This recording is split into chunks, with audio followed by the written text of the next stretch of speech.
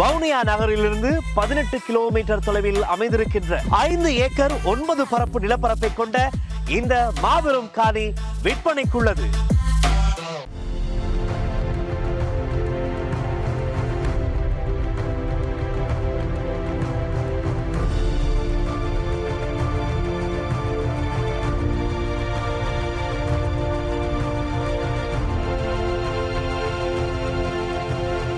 வணக்கம். இது ஐபிசி தமிழின் செய்தி வீச்சு. இன்றைய செய்தி வீச்சிலும் இலங்கை மற்றும் உலக நிலவரங்கள் காத்திருக்கின்றன. அமெரிக்காவில் இருந்து அதன் முதன்மை தலையாரியான 2.0 டொனால்ட் ட்ரம்ப் ஏற்படுத்தி வரும் உலுக்கம் மேற்குலக நாடுகளில் உள்ள பழமைவாத கட்சிகளுக்கு அடிகளை வழங்கும் ஆதாரம் கங்காரு தேசமான ஆஸ்திரேலியாவிலும் பதிவாகியுள்ளது. ஆஸ்திரேலியாவில் நேற்று இடம்பெற்ற பொது தேர்தலில் அதன் வாக்காளர்கள் மத்திய இடதுசாரி தொழிற்கட்சிக்கு அமோக வெற்றியை வழங்கி மீண்டும் நாட்டின் பிரதமராக அந்தனி அல்பானிஸை தக்க வைக்கும் ஒரு நிலைமையை உருவாக்கியுள்ளார்கள். மறுபுறத்தே எதிரணியில் நின்ற தாராளவாத தேசிய கூட்டணியின் பிரதமர் வேட்பாளரும் ஆஸ்திரேலியாவின் எதிர்க்கட்சி தலைவருமான பீட்டர் டட்டன் தனது சொந்த தொகுதியான பிரிஸ்பேனில் தோல்வியடைந்தார். கடந்த 24 ஆண்டு காலமாக இந்த தொகுதியை தக்க வைத்திருந்த பீட்டர் டட்டனை தொழிற்கட்சியின் பெண் வேட்பாளர் அலி பிரான்ஸ் தோற்கடித்தமை கடந்த வாரம் கனடாவில் இடம்பெற்ற பொது தேர்தலில் கன்சர்வேட்டிவ் கட்சி தலைவர் பியர் பொய்லிவ்ரே தனது பதவியை இழந்த காட்சியை ஆஸ்திரேலியாவிலும் மீளுருவாக்கம் செய்து பிரதிபலித்தது.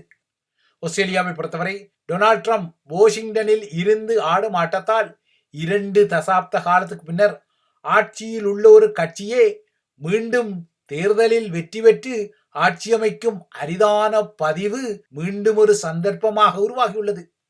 உள்ளூரில் கடந்த சில மாதங்களுக்கு முன்னர் வரை வெளியான கருத்து கணிப்புகளில் பெரும் பின்னடைவுகளை கொண்ட கனடாவின் லிபரல் கட்சியும் ஆஸ்திரேலியாவின் தொழிற்கட்சியும் ட்ரம்பின் ஆட்டத்தால் ஏற்பட்ட தலைகீழ் மாற்றத்தால் இன்ப அதிர்ச்சிகளை பெற்று தமது ஆட்சிகளை தக்க வைத்துக் கொண்ட அதிசயங்கள் இடம்பெற்றுவிட்டன. நேற்று இடம்பெற்ற ஆஸ்திரேலியாவின் தேர்தல் களத்திலும் ஈழத்தமிழ் பூர்வீகத்தைச் சேர்ந்த பெண்ணொருவர் வெற்றி பெற்று நாடாளுமன்ற உறுப்பினராக மாறியுள்ளார். ஈழத்தமிழ் படைப்புலகின் புகழ்பெற்ற கவிஞர்களில் ஒருவரான நாவற்குழியைச் சேர்ந்த கவிஞர் அம்பி எனப்படும் அம்பிகை பாகரின் பேர்த்தியான அஸ்வினி அம்பிகை பாகர் இப்போது ஆஸ்திரேலியாவின் ஈழத்தமிழ் பூர்வீக தமிழ் நாடாளுமன்ற உறுப்பினராக உருவாகிவிட்டார். சிட்னியின் பார்த்தோன் தொகுதியில் தொழிற்கட்சி சார்பாக போட்டியிட்ட அஸ்வினி அம்பிகவாகர் 65% மேல் வாக்குகளை பெற்று இந்த வெற்றியை பெற்றார். கடந்த 2022 உள்ளூராட்சி தேர்தலில் வெற்றி பெற்ற அஸ்வினி இப்போது ஆஸ்திரேலிய நாடாளுமன்றத்துக்குள்ளும் பிரவேசித்துள்ளார். கெட்டதிலும் ஒரு நல்லதாக டொனால்ட் ட்ரம்ப் ஏற்படுத்தி வரும் உலகளாவிய ஒழுக்கங்களால் கனடா மற்றும் ஆஸ்திரேலிய பொது தேர்தல்களில் ஈழத்தமிழ் பூர்வீக நாடாளுமன்ற உறுப்பினர்களின் தொகை அதிகரித்து வருகிறது. கனடாவில் ஹரி ஆனந்த் சங்கரி, ஜுவினிதா ஆகிய ஈழத்தமிழ் பூர்வீக நாடாளுமன்ற உறுப்பினர்கள் பதிவாகியுள்ள நிலையில் இப்போது அஸ்வினி அம்பிகைவாகருக்கு ஆஸ்திரேலியாவிலும் இடம் கிடைத்துள்ளது. ஏற்கனவே பிரித்தானியாவில் கடந்த வருடம் இடம்பெற்ற பொது தேர்தலில் உமாகுமரன் நாடாளுமன்ற உறுப்பினராக மாறியமை நீங்கள் ஏற்கனவே அறிந்த முடியும். எனினும் கனேடிய தேர்தலை பொறுத்தவரை ஈழத்தமிழர்கள் மீதான பெரு உதிரப்பலிக்கு காரணமான ஸ்ரீலங்காவை அனைத்துலக குற்றவியல் நீதிமன்றத்தின் முன்னால் நிறுத்தப் போவதாக சூளுரைத்த கன்சர்வேட்டிவ் கட்சி தலைவர் பியர் பொய்லிவ்ரே கடந்த வாரம் இடம்பெற்ற தேர்தலில் தனது சொந்த தொகுதியை இழந்தமை ஈழத்தமிழர்களுக்கு தொழில்நுட்ப ரீதியாக ஒரு இழப்பாகவும் கவலைக்குரிய விடயமாகவும் இருக்கக்கூடும். தான் கனடாவில் பிரதமராக பொறுப்பேற்றால் ஸ்ரீலங்காவை அனைத்துலக குற்றவியல் நீதிமன்றத்தின் முன்னால் நிறுத்தப் போவதாக கனேடிய கன்சர்வேட்டிவ் தலைவர் கூறியமை அவரது தொகுதியில் உள்ள ஈழத்தமிழ் பூர்வீக வாக்காளர்களை ஈர்க்கும் ஒரு தேர்தல் தந்திரமாக கூறப்பட்டாலும் அவர் தோற்கடிக்கப்பட்டமை தொழில்நுட்ப ரீதியாக ஈழத்தமிழர்களுக்கு கவலையை வழங்கக்கூடியது. தமிழர் தாயகத்தின் அரசியல் செல்நெறி இப்போது வெறும் தேர்தல் ஆசனங்களுக்கான மல்லின குடிமிப்பிடி சண்டைகளாகவும் சீரடிப்புகளாகவும் நகர்த்தப்படும் நிலையில் புலம்பெயர் தமிழ் சமூக பரப்பும் இப்போது பொழுதுபோக்கு நிகழ்ச்சிகளுக்கே தமது வலுவை வெளிப்படுத்த தலைப்படுவதான கவலைகள் உருவாகியுள்ள நிலையில் புலம்பெயர் நாடுகளில் உள்ள பிரதான அரசியல் நீரோட்டங்களின் அரசியல் வலுவில் ஆட்சி தரப்பிலும் சரி எதிர்க்கட்சி தரப்பிலும் சரி ஈழத்தமிழ் பூர்வீக அரசியல் முகங்கள் தமது பிரசன்னத்தை வலுப்படுத்த வேண்டியமை காலத்தின் கட்டாயமாகவும் உருவாகியுள்ளது. இவ்வாறான ஒரு கால கட்டாய பின்னணி புலம்பெயர் தமிழ் சமூகத்துக்கு உள்ள நிலையில் இலங்கை தீவில் நாளை மறுதினம் அதன் வாக்காளர்கள் கடந்த 7 மாத கால பகுதியில் 3வது முறையாக மீண்டும் ஒரு முறை வாக்குச்சாவடிகளுக்கு செல்லும் வாய்ப்பை பெற உள்ளார்கள். இந்த உள்ளூராட்சி தேர்தலுக்கான பரப்புரைகள் யாவும் நேற்று நள்ளிரவுடன் முடிவடைந்து விட்டன. இதற்கிடையே இலங்கை தீவுக்கு அப்பால் தீவிரமாக உருவாகியுள்ள இந்தோ பாகிஸ்தான் கொதிநிலை தற்போது மறைமுகமாக இலங்கையையும் தீண்டும் வகையில் அதிர்வுகள் வெளிப்படுகின்றன. அந்த வகையில் ஸ்ரீலங்காவின் பிரதான விமான நிலையமான கட்டுநாயக்கா விமான நிலையத்தில் நேற்று அதிரடியான விசேட தேடுதல் நடவடிக்கை ஒன்றும் முன்னெடுக்கப்பட்டது. பெரியண்ணர் வீட்டின் ஜம்மு காஷ்மீரின் பகல்காம் பகுதியில் கடந்த மாதம் 22ஆம் தேதியன்று நடத்தப்பட்ட குரூரமான துன்பியல் தாக்குதலை நடத்திய சம்பவத்துடன் தொடர்புடைய 6 ஆயுததாரிகள் இலங்கைக்குள் நுழைந்ததாக கிடைத்த தகவலை அடுத்து கட்டுநாயக்கா விமான நிலையத்தில் இந்த அதிரடி சோதனைகள் இடம்பெற்றன. இந்த அதிரடி சோதனைகளுக்கு சென்னையில் இருந்து சென்ற ஸ்ரீலங்கன் ஏர்லைன்ஸ் விமானமே இலக்காகி இருந்தது. இந்த விமானத்தில் சில சந்தேக நபர்கள் பயணிப்பதாக சென்னையில் உள்ள விமான போக்குவரத்து கட்டுப்பாட்டு அதிகாரிகள் அவசரமாக கட்டுநாயக்கா விமான நிலையத்தின் கட்டுப்பாட்டு அதிகாரிகளுக்கு தகவல்களை வழங்கியதை அடுத்து சென்னையில் இருந்து இலங்கைக்கு சென்று அங்கிருந்து சிங்கப்பூருக்கு பறக்க இருந்த விமானம் இடைமறிக்கப்பட்டு தேடுதல் நடத்தப்பட்டது. எனினும் இந்த தேடுதலின் முடிவில் குறித்த விமானத்தில் சந்தேகத்துக்கிடமான பொருட்களோ அல்லது நபர்களோ இல்லையென கொழும்பு அதிகார மையம் அறிவித்துள்ளது. நேற்று கட்டுநாயக்கா விமான நிலையத்தில் இவ்வாறான அதிர்வுகள் இடம்பெற இன்று அதிகாலை முக்கியமான ஒரு மாபியா தலை அந்த விமான நிலையத்தின் ஊடாக இலங்கைக்குள் கொண்டு செல்லப்பட்ட நகர்வும் பதிவாகியுள்ளது. ஸ்ரீலங்காவின் தென்பகுதியில் இயங்கும் மாபியா வலையமைப்பை வெளிநாட்டில் இருந்து கட்டுப்படுத்தும் மாபியா தலைகளில் ஒருவரான லொக்குப்பட்டி என விളിக்கப்படும் ருவான் குமாரடி சில்வா ஸ்ரீலங்கா குற்றப்புலனாய்வு துறையின் சிறப்பு அதிகாரிகள் குழுவால் பெலாரஸில் இருந்து துபாய் வழியாக இன்று அதிகாலை கொழும்புக்கு கொண்டு செல்லப்பட்டார். ஸ்ரீலங்கா இராணுவத்தின் 7வது படைப்பிரிவில் பணியாற்றிய இந்த 36 வயதுடைய முகம் தற்போது இலங்கையில் செயற்படும் மாபியா குழுக்களின் பிரதான சூத்திரதாரிகளில் ஒருவராக கணிப்பிடப்படுகிறார். இந்த மாபியா தலைவின் உத்தரவின் பேரில்தான் இலங்கையில் கடந்த காலத்தில் பல கொள்ளைகளும் பெரும் போதைப்பொருள் கடத்தல் வலையமைப்பும் இயங்கியதான குற்றச்சாட்டுகள் தொடுக்கப்பட்டுள்ளன. இந்த பின்னணியில் ஏகேடிஆர் நேற்றிரவு வியட்நாமுக்கு பறந்து சென்ற அதே கட்டுநாயக்கா விமான நிலையத்துக்கு இன்று அதிகாலை இந்த மாபியா சூத்திரதாரி முகம் கொண்டு செல்லப்பட்டது. இலங்கையை பொறுத்தவரை நாளை மறுதினம் பதிவாக உள்ள தேர்தல் தான் அதன் வரலாற்றில் அதிகளவு வாக்காளர்களை கொண்ட தேர்தலாக பதிவாக காத்துள்ளது. இலங்கை தீவை பொறுத்தவரை அதன் தேர்தல் ஆணையகம் முன்னரை போல இப்போது பெரிதும் சோம்பி இருப்பதற்கு ஏகேடிஆர் தரப்பு விடுவதில்லை போல இருக்கின்றது.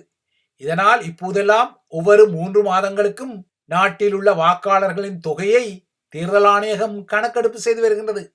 அந்த வகையில் நாளை மறுதினம் இடம்பெற உள்ள உள்ளூராட்சி தேர்தலுக்காக நாடளாவிய ரீதியில் தற்போது 1,72,56,000 மேற்பட்ட வாக்காளர்கள் பதிவு செய்யப்பட்டதாக கூறப்படுகிறது. தொழில்நுட்ப ரீதியாக நோக்கினால் இதுதான் இலங்கை வரலாற்றில் அதிக அளவு வாக்காளர்களை கொண்ட மிகப்பெரிய தேர்தலாகவும் பதிவாக காத்துள்ளது. இந்த நிலையில் இந்த தேர்தலில் தமிழர்களின் வாக்குகளையும் கவர்ந்து கொள்ளும் வகையில் ஆட்சி தரப்பும் சில உறுதிமொழிகளை வழங்கி கொண்டாலும் அவ்வாறாக வழங்கப்படும் உறுதிமொழிகளின் மறுபக்கம் பூமராங் தடியாக ஆட்சி தரப்பையே தாக்கவும் தலைப்படுகின்றது.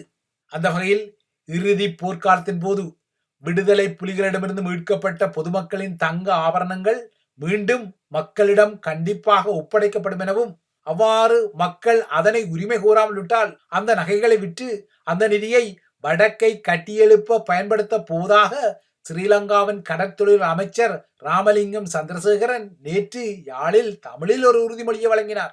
சந்திரசேகரன் எதிரொலித்த இந்த குரலானது நேற்று முன்தினம் இரவு தனியார் தொலைக்காட்சியொன்றில் ஏகேடிஆர் இந்த விடயத்தில் வழங்கிய சொல்லாட்சியின் எதிரொலிப்பாகவும் இருந்தது.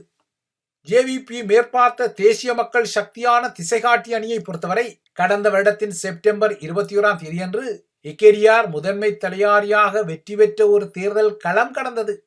அதேபோல கடந்த நவம்பர் 14இல் 3/2 பெரும்பான்மையை பெற்ற நாடாளுமன்ற தேர்தல் களமும் கடந்தது. ஆனால் முன்னர் இடம்பெற்ற இந்த 2 தேர்தல்களிலும் அதன் பரப்புரைகளில் கூறப்பட்ட வாக்குறுதிகளை இதுவரை ஏகேடிஆர் தரப்பு நிறைவேற்றவில்லை என்ற விமர்சனங்கள் தொடர்ந்து முன்வைக்கப்படத்தான் செய்கின்றன. அந்த வகையில் இலங்கையில் கடந்த காலத்தில் ஊழல் மற்றும் அதிகார முறைகேடுகளை செய்த பெரிய சுறாக்களை தாம் ஆட்சிக்கு வந்ததும் உள்ளே பிடித்து போடப்போவதாக ஏகேடிஆர் தரப்பு வழங்கிய வாக்குறுதிகளோ அல்லது மக்களின் விலைவாசிகளை குறைக்கப் போவதாக வழங்கிய வாக்குறுதிகளோ இன்னமும் முறையாக நிறைவேற்றப்படவில்லை என்ற முணுமுணுப்புகள் பலமான எதிரொலிப்புகளாக உள்ள நிலையில் இந்த தேர்தல் ஊடாக மூன்றாவது வெற்றியையும் ஏகேடிஆர் தரப்பு எதிர்நோக்கிக் கொள்கின்றது.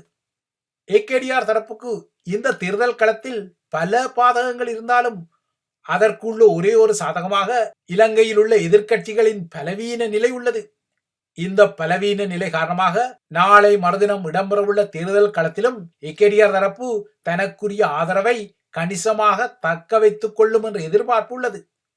ஒப்பீடு ரீதியில் ஸ்ரீலங்காவின் பிரதான எதிர்க்கட்சியான சஜித் பிரேமதாசவின் ஐக்கிய மக்கள் சக்தி கடுமையாக தள்ளாடி வருகிறது.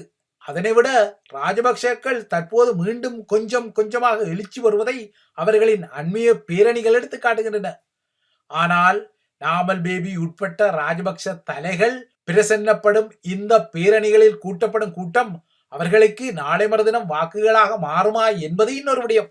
அவ்வாறாக மாறிக்கொண்டால் இது பிரதான எதிர்க்கட்சியான சஜித் பிரேமதாசவின் அணிக்கு கிடைத்த பெரும் பலவீனமாக கருதப்படும். ஆனால் சஜித் பிரேமதாசவின் ஐக்கிய மக்கள் சக்தி கடுமையாக தள்ளாடிக் கொள்வது ஆட்சி தரப்பில் உள்ள ஏகேடிஆர் தரப்புக்கு சாதகமாகவே இருப்பதாக தெரிகின்றது. தேசிய மக்கள் சக்தியை பொறுத்தவரை அதன் நாடாளுமன்ற உறுப்பினர்களில் சிலர் வெளியிடும் கருத்துக்கள் கத்துக்குட்டித்தனமாக இருப்பதை அவதானிக்க முடிகின்றது. தெற்கிலும் வடக்கிலும் இவ்வாறான கத்துக்குட்டி கருத்துக்கள் வெளியாகின்றன. வடக்கில் ஒரு பானை சோற்றுக்கு ஒரு சோறு பதமாக இளங்குமரனின் தத்தக்கே பித்தக்கே சொல்லாட்சி உள்ளது. ஆனால் இவ்வாறான கத்துக்குட்டிகள் எல்லாம் செய்யும் உளறல்களையும் பலவீனங்களையும் அவர்களின் தலைவராக இருக்கக்கூடிய ஏகேடிஆர் தனக்கு வர பிரசாதமாக உள்ள சொல்லாட்சியின் வீச்சால் கடுமையாக சமாளித்துக் கொண்டு மக்களை தொடர்ந்து மீர்த்து வருகிறார். அந்த வகையில் நேற்று நள்ளிரவுடன் முடிவடைந்த பரப்புரை களத்தின் நடுநாயகமாக ஏகேடிஆரின் சொல்லாட்சியே இருந்தது. வடக்கில் ஏகேடிஆரின் பெரும் காணி அபகரிப்பு திட்டத்திற்கான சட்ட உதவி என்ற புதிய தந்திரோபாயங்கள் நகர தலைப்பட்டாலும் நாளை மறுதினம் வடக்கு தெற்காக மக்கள் வழங்கும் ஜனநாயக பதில் முக்கியமான ஒரு முடிவாகவும் தேர்தல் முடிவாகவும் மாறக்கூடும். இவை இலங்கை தீவை மையப்படுத்திய விடயங்கள். அடுத்து உலக நிலவரங்களை நோக்கிக் கொண்டால் இந்தியாவின் ஜம்மு காஷ்மீர் பஹல்காம் பகுதியில் கடந்த மாதம் 22ஆம் தேதியன்று நடத்தப்பட்ட துன்பியல் தாக்குதலுக்கு பின்னர் இந்தியாவுக்கும் பாகிஸ்தானுக்கும் இடையிலான பதற்றங்கள் தொடர்ந்தும் தினசரி ஏறுமுகப்பட்டு வருகின்றன. அந்த வகையில் பாகிஸ்தானில் இருந்து மேற்கொள்ளப்படும் இந்தியாவுக்கான அனைத்து இறக்குமதிகளையும் பாஜக அரசாங்கம் முற்றிலும் தடை செய்துள்ளது. அத்துடன் பாகிஸ்தான் கப்பல்கள் இந்திய துறைமுகங்களுக்குள் நுழைவதற்கும் தடை உத்தரவு பிறப்பிக்கப்பட்டுள்ளது. இந்தியாவின் அனைத்து விமானங்களுக்கும் பாகிஸ்தான் தனது வான்வழியை மூடியுள்ள நிலையில் மறு அறிவித்தல் வரை பாகிஸ்தானிலிருந்து இந்தியாவுக்கு கடிதங்களோ பொதிகளோ வரக்கூடாது எனவும் உத்தரவு பிறப்பித்துள்ளது. பாகிஸ்தானுக்கு பொருளாதார நெருக்கடியை ஏற்படுத்தக்கூடும் என்ற ஊகத்தில் இந்தியா இறக்குமதி தடையை அறிவித்துக் கொண்டாலும் இதற்கு பதிலடியாக பாகிஸ்தானும் இந்தியாவுடனான வணிகத்தை முறித்துக் கொள்வதாக அறிவித்துள்ளது. இதற்கிடையே இரண்டு தரப்பும் தத்தமது படைய இயந்திரங்களை மசகிட்டு வருகின்றன. அந்த வகையில் இந்திய கடற்படை கலங்கள் அரபிக்கடல் பகுதியில் போர் பயிற்சியில் ஈடுபட்டுள்ளன. அதேவேளை இந்தியாவின் போர் விமானங்களை அவசர காலத்தில் இந்தியாவில் உள்ள அதிவேக நெடுஞ்சாலைகளில் தரையிறக்குவதற்கான பயிற்சிகளும் மேற்கொள்ளப்படுகின்றன. இந்திய கடற்படையின் INS கொல்கத்தா போர்க்கப்பல் நீர்மூழ்கி கலங்களுடன் அரபிக்கடல் பயிற்சியில் ஈடுபட்டுள்ளது. மறுபுறத்தே இந்தியாவின் சிந்து நதி நீர் ஒப்பந்த நகர்வுக்கு பழி வாங்கப்படும் என்ற செய்தியை குறிப்பால் உணர்த்தி கொள்ளும் வகையில் எக்ஸசைஸ் சிந்து என்ற பெயரில் பாகிஸ்தானிய படைத்துறையும் ஒரு போர் பயிற்சியை நடத்தி வருகிறது. இந்த போர் பயிற்சியில் ஏவுகணை சோதனைகளும் நடத்தப்பட்டன. பாகிஸ்தான் ராணுவத்தை பொறுத்தவரை அதன் படைத்துறையில் தரையில் இருந்து தரை நோக்கி ஏவப்படும் அப்தலி ஏவுகணை ஏற்கனவே இணைக்கப்பட்டுள்ள நிலையில் சுமார் 450 கிலோமீட்டர் தூரம் வரை சென்று இலக்குகளை தாக்கும் திறன் படைத்த இந்த ஏவுகணையில் அணு ஆயுதங்களை பொருத்தும் பணிகளுக்குரிய பயிற்சிகள் நேற்று இந்த எக்ஸசைஸ் சிந்துவில் மேற்கொள்ளப்பட்டதாக பாகிஸ்தானிய படைத்துறை அறிவித்துள்ளது. இதற்கிடையே இந்தியா தனது துருப்புக்களை எல்லையில் குவித்து வருவதால் காஷ்மீரின் எல்லை கட்டுப்பாட்டு பகுதியில் பாகிஸ்தானிய பகுதிகளில் தமது முகாம்களை அமைத்திருந்த இஸ்லாமிய அடிப்படைவாத ஆயுததாரிகள் அங்கிருந்து அவசரமாக வெளியேறி வருவதாக இந்திய புலனாய்வு அமைப்புகளும் குறிப்பிட்டுள்ளன. இவைதான் IBC தமிழின் செய்தி வீச்சு. தொடர்ந்தும் ஐபிசி தமிழுடன் இணைந்திருங்கள்.